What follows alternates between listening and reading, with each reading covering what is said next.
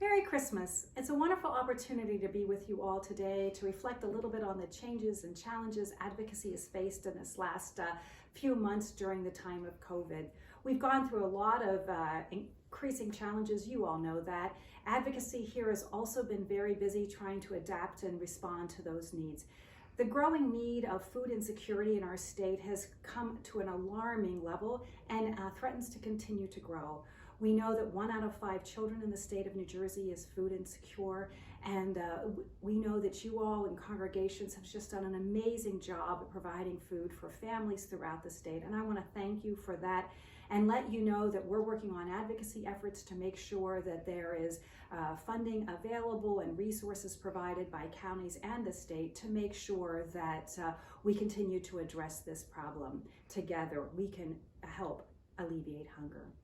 We've also been working on protecting workers during this time of COVID, making sure that there is adequate PPE in workplaces as well as emergency sick time off, and an opportunity and a possibility for workers to speak to the Department of Labor directly when they feel that there is unsafe labor practices at their work site. You know that in early 2019, we were able to pass minimum wage. It was a great victory for low-wage workers. We'll be increasing minimum wage $1 an hour until we get finally to $15 an hour. That's an incredible benefit for low-wage workers because when workers get an increase in income, they spend it right away locally in the local economy. And we really know that right now in the state of New Jersey, our economy needs that kind of a boost. We're very proud and pleased to be a part of that work. We do know there's still work to be done on the minimum wage front because tip workers and farm workers were carved out of that increase. So we'll be working hard again this coming year to advocate for their fair wages. Also in 2019, we were able to accomplish some good work around gun violence prevention.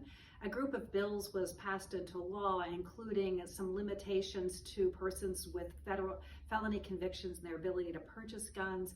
We were also able to pass legislation to limit guns moving across state lines and work most notably on a piece of legislation that would provide for what's considered a smart gun technology, which would limit the ability of a handgun to fire it would need the fingerprint technology and other technology so that only the person licensed to have the handgun could fire it. This is incredibly important to prevent suicides and accidental shootings in homes.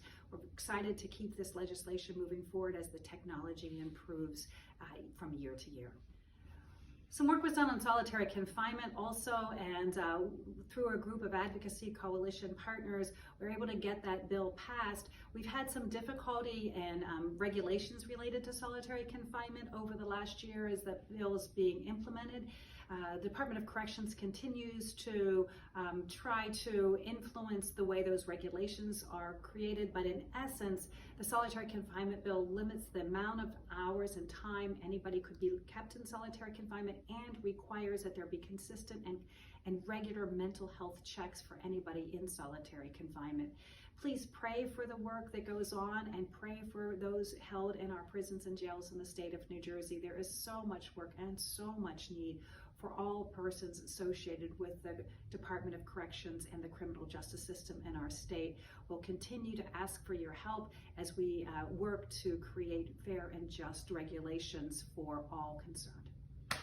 We passed landmark legislation to address issues of wage theft.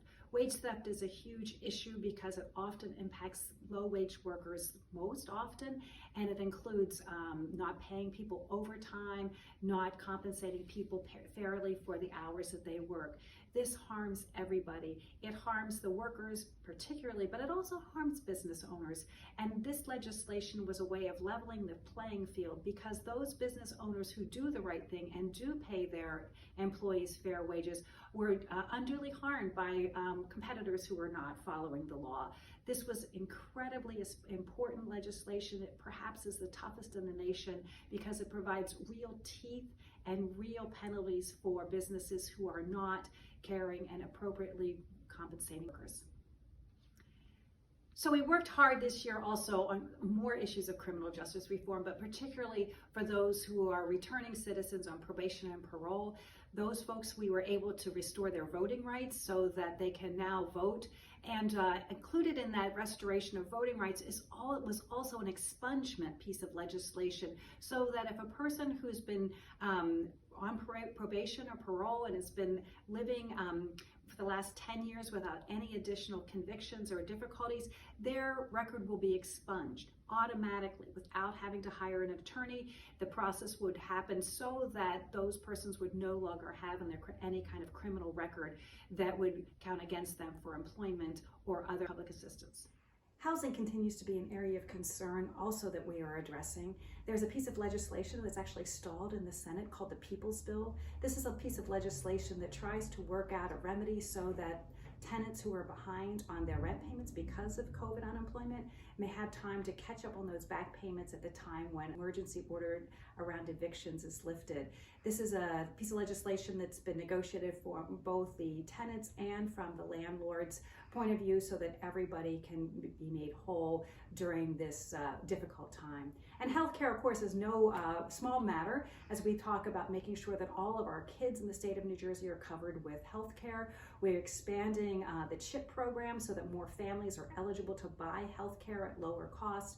We're certainly very happy to tell you that there's been progress made on TANF reform, which is the Temporary Assistance for Needy Families, and that includes Workforce New Jersey reform so that more people can have assistance who are at the lower end of the economic structure and struggle each day to get by, particularly during an economic crisis. You know, New Jersey was really hard hit and has been hard hit by COVID, particularly because our state economy is so heavily dependent on the hospitality industry and service industries. And all of those workers, you well know, have been laid off or they've had their hours cut. And so owners of small businesses struggle. So it has just been a disaster economically for our state. And that's created all kinds of hardships, some of which we expected and some of which we're still uncovering. But we're working together, we're working with the administration and the legislators to make sure that we can address these hardships. And if you have circumstances and situations that you feel need policy remedies, please reach out to us and let us know, because we continue to try to support all those vulnerable people throughout the state in ways that call us to respect the dignity and justice of all God's children in need. You all may know that Leam has had a couple reforms and formats over the last few years.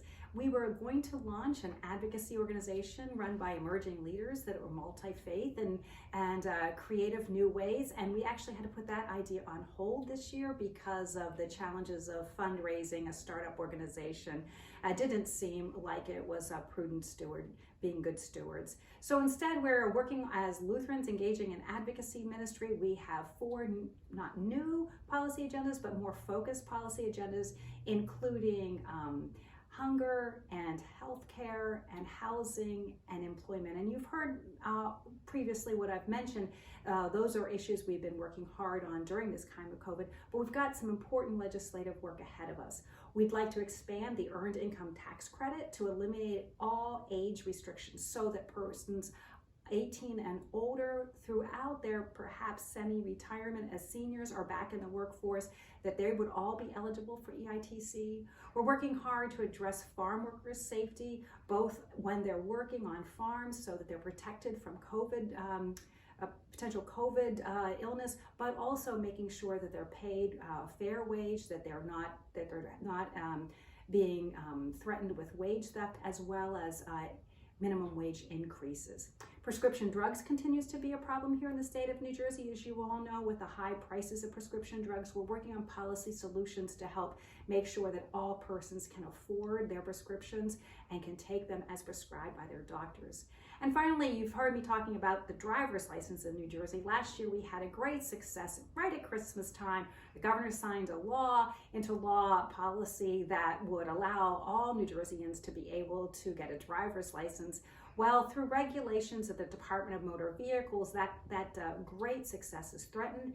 And we're working now at the governor's office to make sure that the regulations that are being put into place will not roll back the intent of that law, but rather make it possible for all New Jerseyans to safely get a driver's license and be insured so that all New Jersey roads are safer. There continues to be lots of work. We're also always concerned about New Jersey state budget because, as you know, all of these programs that are so important to care for all of our citizens are often programs that require funding. And so when we talk about funding, we need to look at good stewards of our state's economy, our resources, our revenues, as well as borrowing, and how all that has come together to make sure that the future in New Jersey is filled with possibilities and hope, rather than difficult choices where many people are harmed by budgets that are based on austerity. So we continue to work on all kinds of economic issues with the primary focus of making sure that all New Jerseyans have a just, sustainable livelihood that can provide adequately for their food and for their homes and for their families, that all persons might strive here in New Jersey. We've had lots of legislative wins, if you will, in the last year or two. And if you'd like more information, if you'd like to read more about these successes and some of the work we've been up to, we'd love you to head to our website, which is www.leamnj, and there you'll find all kinds of resources and information about our successes, as well as what's our challenges and how we could use your help. As we speak about that, we have a new format this year also, that every Monday night we have something called the Hour of Advocacy from 5:30 to 6:30, and it's an hour where we dig deep into issues, and we often strategize about policy solutions, as well as sometimes hear from experts in the area. We'd love to have you come and join us for that. All you have to do is register. You'll get the Zoom link, and we'll be glad to have you engage in the conversations there, as well as weekly emails. If you've not signed up to be a member of Leam, please do that. You can do that easily on our website. We'd love to have your support and your engagement. As always, I'm open and absolutely thrilled to come to your congregations and talk to your adult education groups or your confirmation or youth groups. We're engaged in helping to train and build up and also to respond to people's questions about various policy issues in our state. Please don't ever hesitate to reach out to Leam, to me, and to our staff here. We're glad to be supportive in any way we can. Have a blessed Christmas season and keep in touch, praying that God will sustain you throughout this new year. Thanks.